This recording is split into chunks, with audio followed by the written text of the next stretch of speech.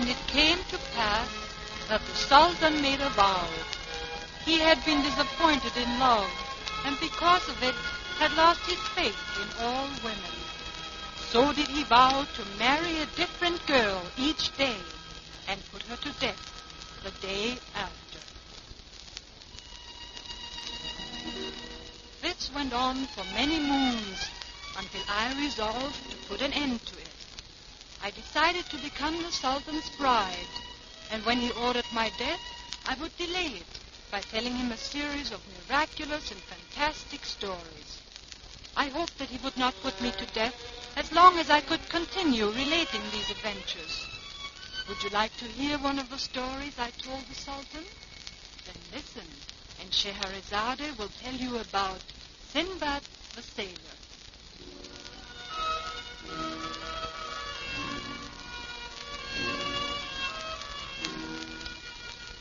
In the reign of the Caliph Harun al-Rashid, there lived in Baghdad a wealthy and fabulous man who was called Sinbad the Sailor. How he acquired the name and his wealth is the subject of many stories filled with excitement and adventure. But now Sinbad is old.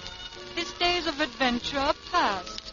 The most excitement in his life consists of sitting in his house, surrounded by his friends, eating wonderful meals, and passing the time of day. Oh, Sinbad, verily thou art a fabulous man. You do me honor, Mustafa. But come, let not my conversation disturb our meal here. Partake of this delicious pheasant and these hummingbirds' tongues sweetened with honey. Let me help you. Thank you, Sinbad.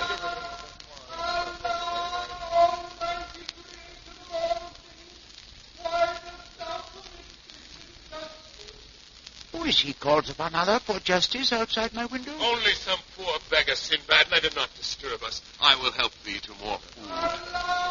No, listen.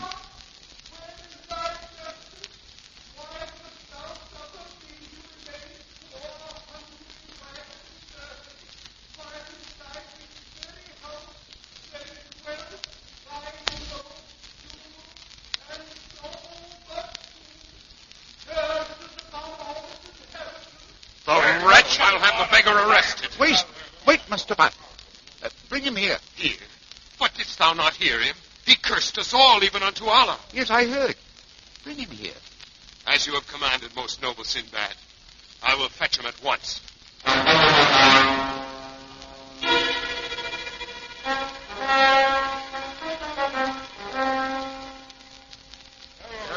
On your knees, ungrateful wretch. Hero Sinbad is the miserable creature who dares utter curses upon thee outside thy very house. Beggar? How are you called? My name is Sinbad, oh wonderful one. Sinbad? Is that meant for humor? Oh, no, most noble lord. My name is truly Sinbad. Sinbad, indeed. Well, tell me, Sinbad, why do you call upon Allah for justice and utter curses against those you know not? Oh, my lord, I confess that my hunger and fatigue occasioned me to utter some indiscreet words. I beg thy pardon and forgiveness. Yes, my pardon is given. As for your hunger and fatigue, those we shall remedy also.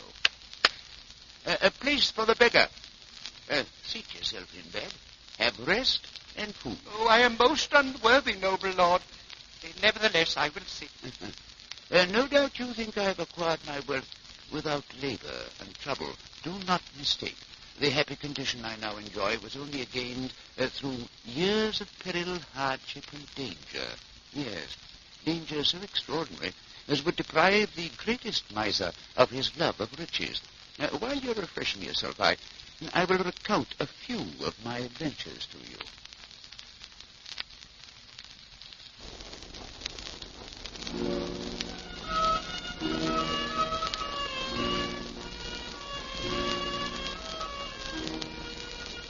At my father's death, I inherited a large estate, which I soon wasted in riotous living, having not yet learned the value of riches.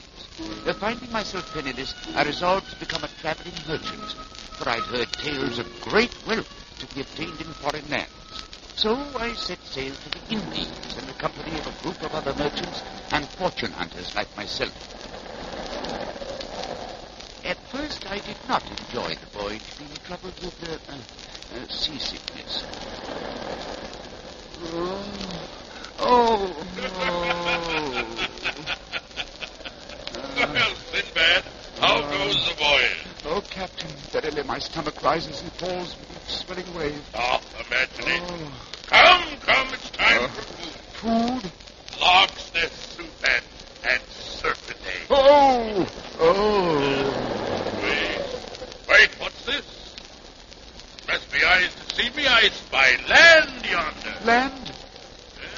Strange. I find no island charted in these waters. Oh, most noble Captain, if that be truly land, I beg you, permit us to disembark even but for a few hours. My legs and digestion require something stationary. So be it. We shall put him in at this strange, uncharted island and determine what manner of people inhabit the place. Prepare to disembark! The island was very strange indeed, being completely void of vegetation. After landing, I left the captain and other merchants and climbed a gradual hill to the other side. Finding myself fatigued from the effort and cooled from the wind and ocean spray, I sat down and prepared a fire, thinking to warm myself. But suddenly, as the blaze burned brightly, I heard a curious rumbling noise, and in a moment, the whole island quivered and shook. I started up, frightened to death, as the island reared itself up out of the sea with an angry roar. Then I realized that what we had imagined to be an uncharted island was in reality a giant whale. The monster had been asleep, but the fire I prepared atop his back had awakened and infuriated him. With another roar, he raised himself again and shook us all into the sea. I know not how long I swam and floated, half conscious, but with the passing of time I found myself lying on the beach of an island quite alone. The captain and other merchants had disappeared. I knew not what happened to them. I was about to congratulate myself upon having escaped a watery grave when I heard another sound more terrible than the roar of the whale. I looked at the sky, which had suddenly become dark and overcast, then threw myself on the ground in fear as I perceived a monstrous bird approaching the island. I remembered having heard stories of this bird, a giant bird called the Roc. The Roc landed on the island only a few yards from where I was lying, and from my vantage point, I saw the object of its search, a huge white object. It was an egg. The egg was larger than a ship, so you can imagine the size of the bird who sat on it. Suddenly a thought struck me. The Roc would leave the island presently, and I decided to use the bird as a means of transportation. I crept forward quietly until my turban and bound it around the bird's giant claw. Then I waited. Suddenly the Roc gave a loud cry and rose up into the air with a speed that took my breath away. There I was, high in the air, bound to the Roc's claw by a turban. Faster and faster she flew until I could stand it no longer. I fainted.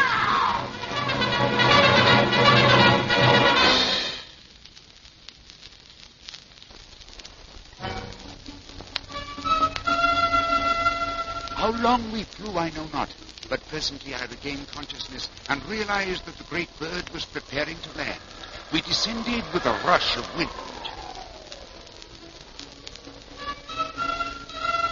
As soon as I found myself once again on solid ground, I untied my turban from the Roc's claw, and just in time, for the bird remained but a moment, and then, raising herself into the air, flew off and disappeared into the sky.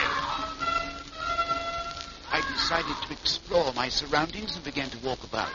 It was difficult because of large stones on the ground. My feet kicked them about, much to my discomfort. But imagine my amazement upon examining the stones to find that they were not stones at all, but enormous, glittering diamonds. I spent the entire day collecting the largest and most perfect, and again was about to congratulate myself on my good fortune when I became aware of another sound approaching in the distance. I stopped and peered about. The sound came closer. Then I saw them. They were apes, hideous beasts with long black hair and yellow eyes. Frantically, I looked for a means of escape. There was none. The apes surrounded me on all sides. They were chattering loudly and seemed to be conversing amongst themselves. Then they closed in upon me, picked me up, and carried me off.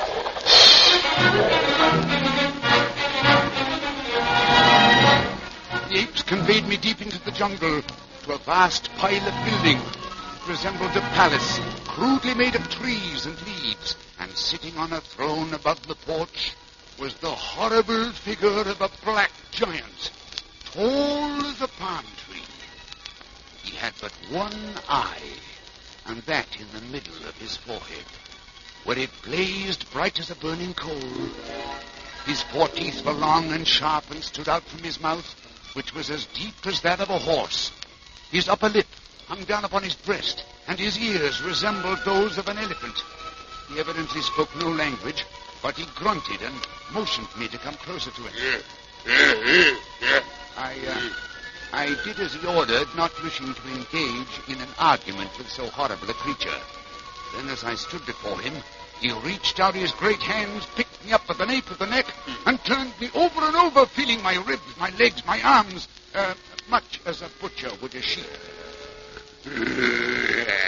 In a moment of panic, I realized that he was a cannibal and intended to devour me to supper. I squirmed and twisted and tried to loose myself, but he only held me tighter and became angry. This time I am surely lost, I thought. I discontinued my struggles and prepared to die. But then I heard loud cries. Cries of men in the distance. The giant looked up frightenedly, dropped it to the ground, and hastened into the building. Allah be praised! I was saved once again. For coming into view were men like myself, but of a strange tribe. They were shooting with bows and arrows. In this manner, they quickly dispersed the apes, gathered about me speaking words of friendship, and conveyed me to their king.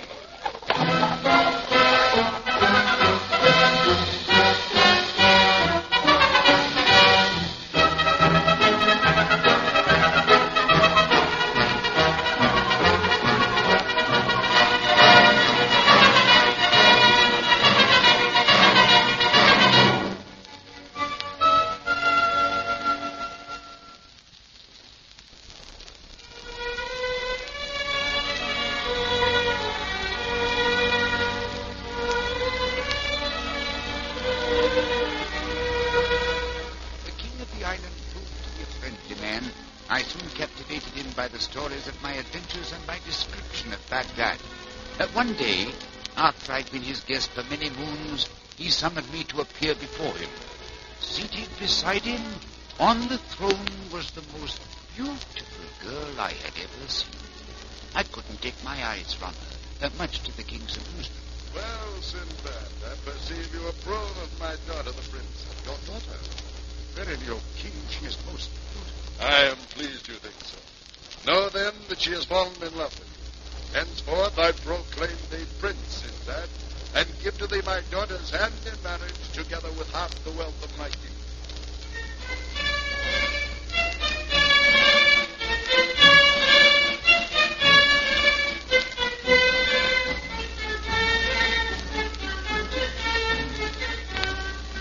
So did I become a prince, and for a time achieve great wealth and happiness. But wait, my misfortunes were not yet over. One day, some moons later, I learned that the wife of one of my friends had fallen ill and died. I went to his house to console him. There I found him weeping bitterly. Oh, my good friend, grieve not for your wife. She is now in Allah's care. We can do nothing further. You do not understand, Prince Sinbad. I weep not for my wife, but for my soul. Yourself?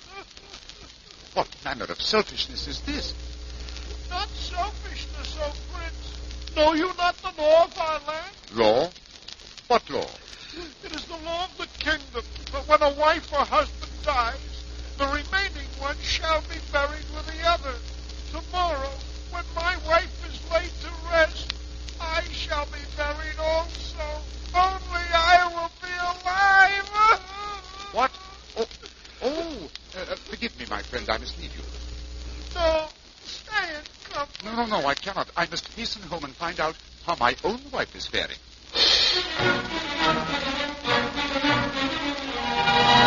The rest you can guess. Despite every luxury and pleasure and all my love and care, my own wife, the princess, sickened and died. Again I was brought before the king. Sinbad, you know the law of our kingdom. Yes, sire. I grieve for you. You have brought me much pleasure and many happy hours with your stories and tales of adventure. But the law is the law.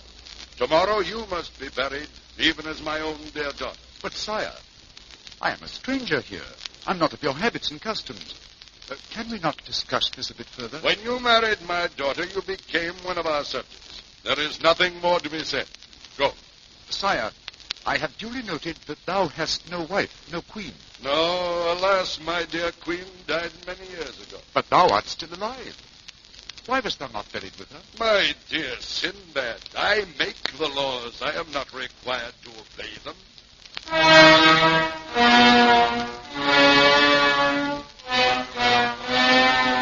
Side by side, our coffins were lowered into a great cavern, a pit deep in the earth. It was dark and quiet. I waited until the funeral procession had departed. Then I commenced my struggles. I pried open the lid of the coffin and scrambled out. I peered into the darkness and perceived a thin shaft of light. Allah be praised, I shouted. Once again I am saved. I ran forward, fast as my legs could carry me, and there before me stretched a sandy beach and the ocean. Truly, I was saved.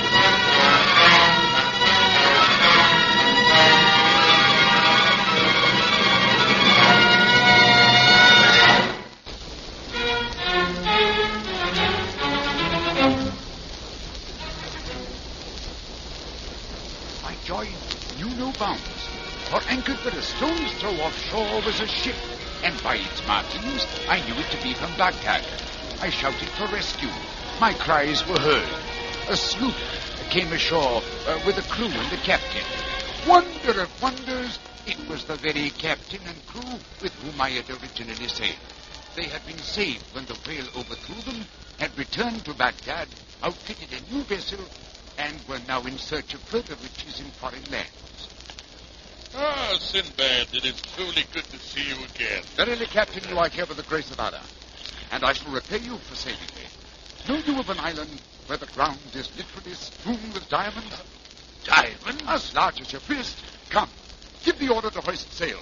I shall direct you to the place, and then we shall return to Baghdad with the richest cargo ever known.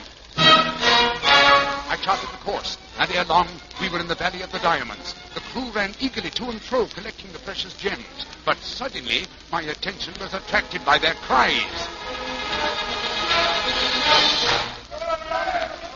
What is it? What have you discovered? Look, Sinbad! I looked, and then drew back in fear. It was the large white object I had previously seen, the roc's egg. Do not harm it! It belongs to a monstrous bird. We'd better gather our cargo and leave quickly as the rock returns. But they would not heed my warning. They thought it would be great fun to break the egg and discover the insides. In vain I pleaded. No, do not harm the egg. Leave at once. Be not so alarmed, Sinbad. What harm is there in breaking a bird's egg? See, look, it shatters easily. No, you do not realize. My words were interrupted by that horrible sound. The sky grew dark, and I heard the call of the rock. Hurry to the ship. Run for your lives. We embarked under full sail, but it was too late. The rock had discovered the damage to the egg, and her cries filled the air.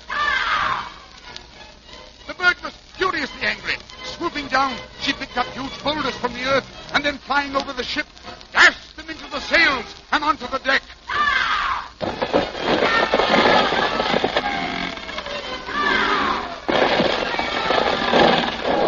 More and more boulders were dashed upon us. The deck splintered, and apart. Then with one wild, tortured scream, the rock let go a boulder larger than the ship itself. It missed the deck, but landed in the sea, creating a wave higher than the mast itself. The ship capsized, and we were thrown into the ocean.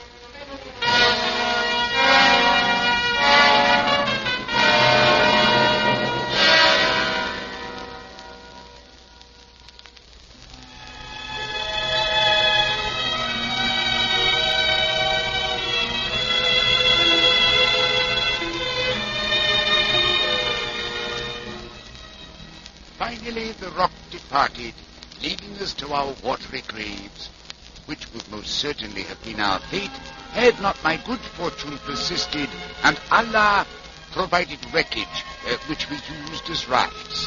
We floated to another island, and in time were saved by another merchant vessel. We returned to Baghdad, wiser and richer. And now, Sinbad, is it clear that no man may gain riches without suffering danger and peril? Oh, verily, most noble Sinbad, verily. Good, good. You are refreshed, you have eaten, you have been entertained. Leave us now, and pursue your way, and never again envy another man his wealth, for you know not how he came by it. Oh, no, never again. I thank thee, noble Lord.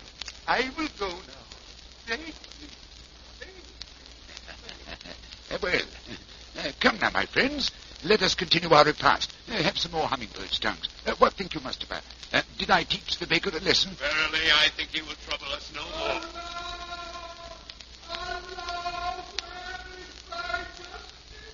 Do my ears deceive me?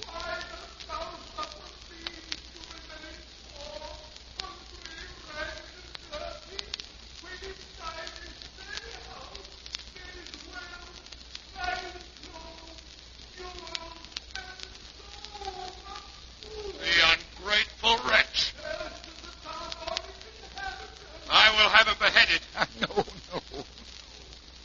Let him go, Mustafa. And remember after this, give not advice to a fool, for he has not the intelligence to understand it.